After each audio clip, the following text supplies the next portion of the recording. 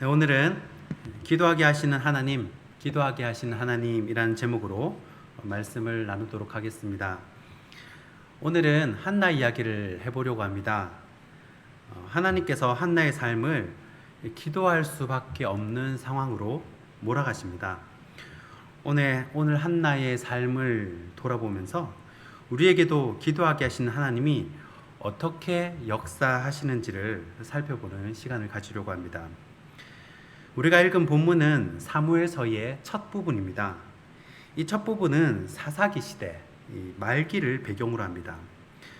사사시대라는 것은 여호수아가 죽은 후부터 이스라엘의 초대 왕인 사울 왕이 즉위할 때까지의 약 340년간을 말합니다. 이때 이스라엘은 하나님을 멀리하고 종교적으로나 도덕적으로나 극도의 타락한 상태에 있었습니다. 뿐만 아니라 부족 간에 보이지 않는 시기와 음모, 또 외세의 침입 등으로 사회적으로나 정치적으로 큰 혼란에 있었습니다. 그러니까 나라 전체가 시쳇말로 헬 이스라엘이라고 불러도 될 정도로 나라 전체가 부패와 타락이 만연했습니다. 마치 요즘 인터넷 뉴스를 보면 나오는 일들과 이 사사시대 때 벌어진 일들이 거의 흡사합니다. 집단 강간, 동성애, 잔인함, 토막살인, 음란한, 그 시대가 바로 암울했던 사사시대입니다.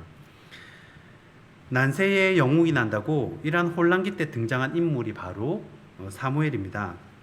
340년간의 사사시대를 종식시키고 새로운 왕조시대를 여는데 아주 핵심적인 역할을 했던 인물입니다. 이 암흑시대를 끝내고 희망의 왕조시대를 여는 국가의 격동기 때 엄청난 일을 한 사람입니다. 이 사무엘의 미스바 회개 운동을 통해서 이 사울을 넘어 다윗이라는 위대한 왕조 시대를 연 이 시대의 패러다임을 바꾼 엄청난 인물이라고 할 수 있습니다. 예전에 이 세 아들 모두 명문대에 보낸 평범한 어머니의 인터뷰 기사를 본 적이 있습니다. 나의 자녀들이 모두 아이비리그에 갔다. 나의 자녀들이 모두 성공했다 그러면 잡지나 신문에서 부모를 인터뷰하는 장면을 종종 볼 수가 있습니다. 과연 어떻게 자녀를 키우고 양육했는지 그 비결을 배우기 위함입니다. 그럼 난세의 영웅이라 할 만큼 엄청난 역할을 했던 이 사무엘의 어머니, 이 사람은 과연 어떤 사람인가? 이 사무엘의 모친 스토리는 이렇습니다. 이 사무엘의 어머니 이름이 한나입니다. 한나 옆에 누가 있었냐면 브닌나가 있었습니다. 그런데 이 브닌나는 맨날 한나를 괴롭힙니다. 성경에 보면 심히 격분하게 한다고 합니다. 그러니까 한나가 어디를 가냐면 성막에 갑니다. 여러분, 성막에 가면 누가 계십니까? 하나님이 계십니다. 브닌나는 자식이 있고 한나는 자식이 없습니다. 그러니까 브닌나가 한나를 계속 무시하고 이 모멸감을 주고 괴롭히는 겁니다. 그러니까 한나가 하나님께 뭐라고 했겠습니까? 부르짖었겠죠. 우리는 이것을 기도라고 합니다. 자, 브닌나가 한나를 괴롭혀서 한나가 하나님께 뭘 한다고요? 기도를 합니다. 이 기도를 할 수밖에 없었습니다. 이 한나가 사무엘을 갖기까지 기도를 했는데 이 사무엘의 뜻이 뭐냐면 여호와께 구한 것을 내가 얻었다입니다. 그런데 한나가 사무엘을 얻어서 다시 하나님께 바칩니까? 안 바칩니까? 다시 바칩니다. 이 대목이 바로 이 이야기의 신비입니다. 잘 보십시오. 바로 저와 여러분 옆에 브닌나가 붙어 있다는 것입니다. 그것이 사람일 수도 있고 물질일 수도 있고 질병일 수도 있고 가족일 수도 있고 이 다양한 환경, 다양한 모양의 브닌나가 있을 수 있습니다. 그런데 중요한 것은 브닌나의 역할입니다. 이 브닌나의 역할은 바로 한나를 괴롭히는 겁니다. 왜 괴롭히겠습니까? 이 한나를 괴롭혀서 한나로 하여금 뭘 하게 하냐면 바로 기도하게 하십니다. 그리고 이 한나는 끊임없이 기도를 해야 되지만 또 무엇을 해야 하냐면 응답이 올 때까지 인내해야 합니다. 자, 하나님이 한나를 기다리게 하시는 겁니다. 하나님이 왜 이 한나를 계속 기도하게 하고 인내하게 하냐면, 자, 한나가 아이를 낳으면 그 아이의 이름이 사무엘입니다. 사무엘인데 한나가 이 사무엘을 그냥 데리고 있지 않고 다시 하나님께 이 나시린으로 갖다 바치나요, 안 바치나요? 바치죠. 포기하게 하시는 겁니다. 자식을 포기하게 하는 거예요.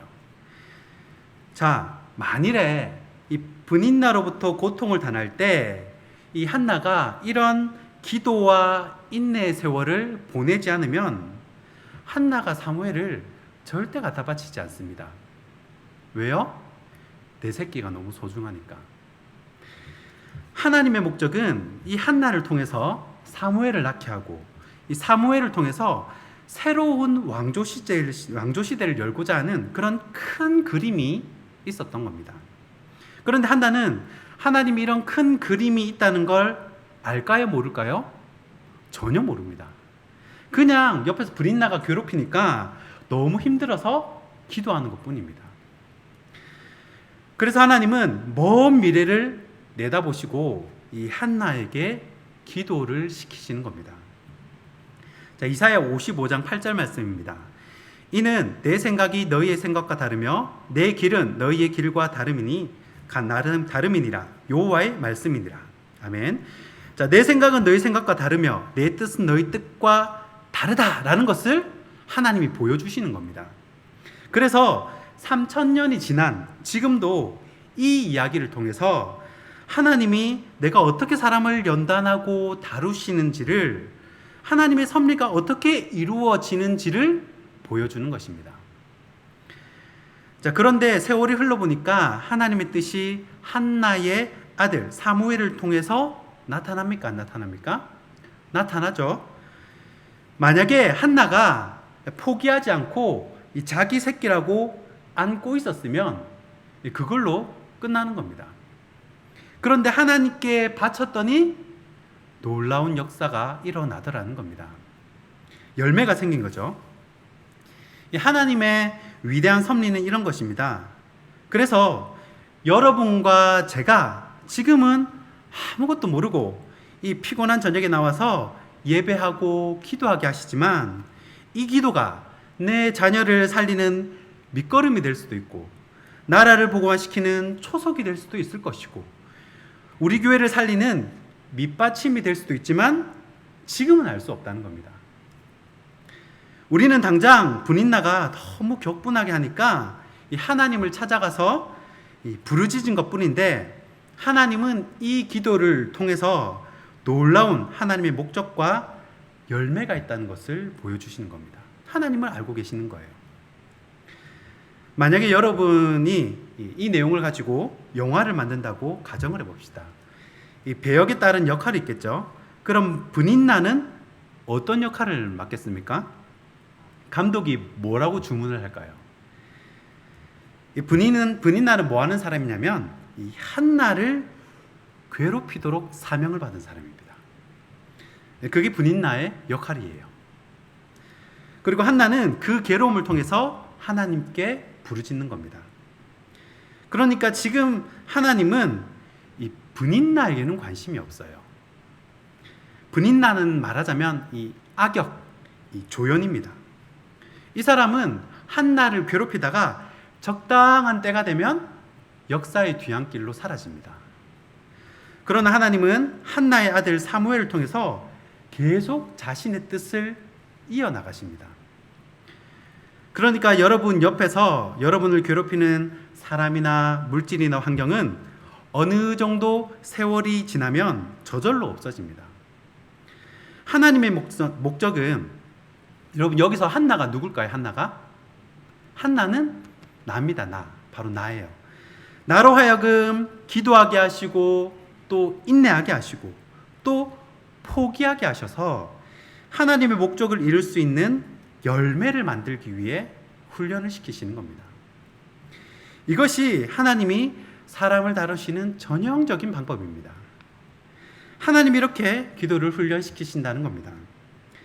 자, 그러면 한나가 이 분인나를 직접 상대하지 않습니다. 이 머리채 잡고 뭐 이냐나 이렇게 하지 않습니다. 누구를 상대합니까?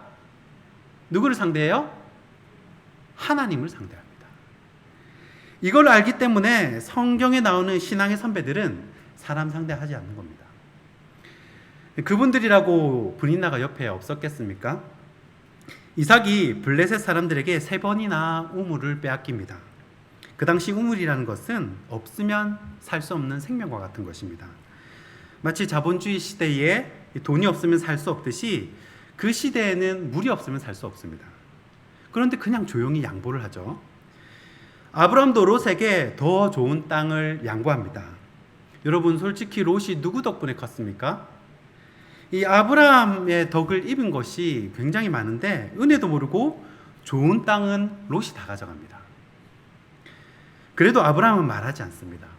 여러분, 다니엘도 자신을 밀어내려는 세력 왜 몰랐겠습니까? 이 다니엘에 대해서 말을 만들고 또 거짓말을 하고, 이 거짓말도 여러분 3번만 반복해도 확신이 됩니다. 왕이 그 사람들 말에 넘어간 거예요.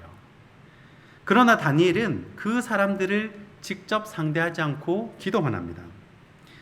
우리도 이런 믿음의 선배들과 같이 어떤 비바람에도 묵묵히 기도하는 깊은 영성을 소유하고 싶은 것이 우리의 바람 아니겠습니까? 그런데 성경에 나오는 모든 신앙의 선배들은 하나같이 비슷한 공통점이 있는데, 이들이 가진 이런 깊은 영성은요, 하나같이 사람에게 시달리면서 깊어지더라는 겁니다. 한나 역시 마찬가지입니다. 하나님은 한나에게 이 분인나의 이 괴롭힘을 통해서 더 애끓는 기도를 하게 하시는 거예요. 하나님은 하나님의 일을 사람을 통해 이루시기 전에 반드시 기도하게 하십니다. 하나님께서 우리 역시 하나님 나라의 동력자로 불러주셨다면 이런 훈련의 과정이 반드시 있습니다. 하나님께서 한나를 그렇게 기도시키셨다면 그럼 우리는 어떻게 하나님께서 기도를 훈련시키시겠습니까? 하나님은 어떻게 우리를 기도 제장으로 만들어 가실까요? 이 하나님의 기도 훈련법 3가지로 살펴보겠습니다. 첫째는 삶의 고난을 통해서 기도하게 하십니다. 오늘 본문 2절 말씀입니다. 우리 본문 2절 말씀 다 함께 읽어보겠습니다. 본문 2절입니다. 시작. 그에게 2 아내가 있었으니 한 사람의 이름은 한나요, 한 사람의 이름은 분인나라. 분인나의 이름 자식이 있고 한나에게는 자식이 없었더라. 아멘. 자, 한나 옆에 누가 있습니까? 분인나가 있습니다. 여러분, 왜 내 옆에 분인나가 있나고 불평할 이유가 없습니다. 왜 한나에게 자식이 없다고 이렇게 불평할 수도 없어요. 이 마태복음 10장 29절 말씀에 따르면 이 세상에 우연은 없다고 합니다. 모든 것은 하나님의 허락하에 움직이게 됩니다. 심지어 이 공중에 나는 참새 한 마리가 떨어지는 것도 하나님의 허락이 없으면 안 된다는 거예요. 그렇게 따지면 세상에 일어나는 일은 딱 2 종류뿐입니다.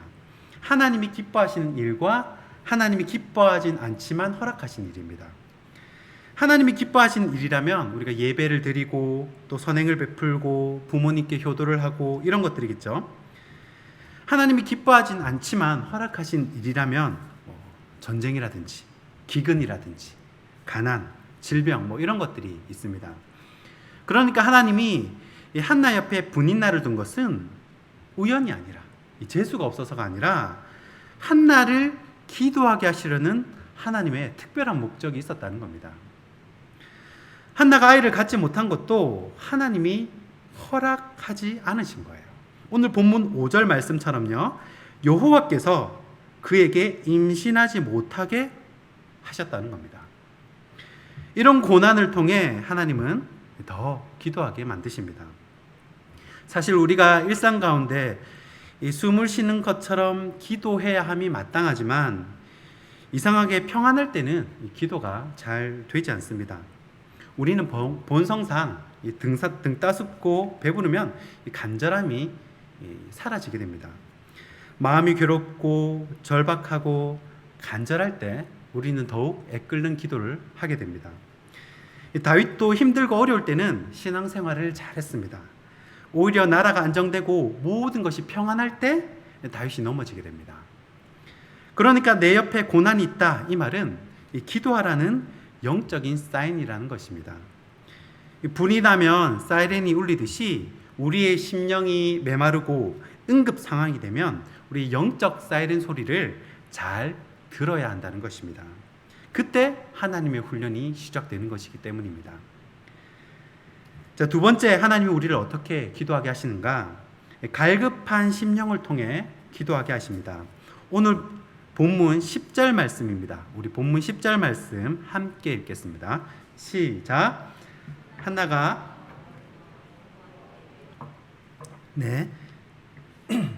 한나는 지금 마음이 괴롭고 심령이 매우 갈급합니다. 이 마음 둘 곳이 없었습니다.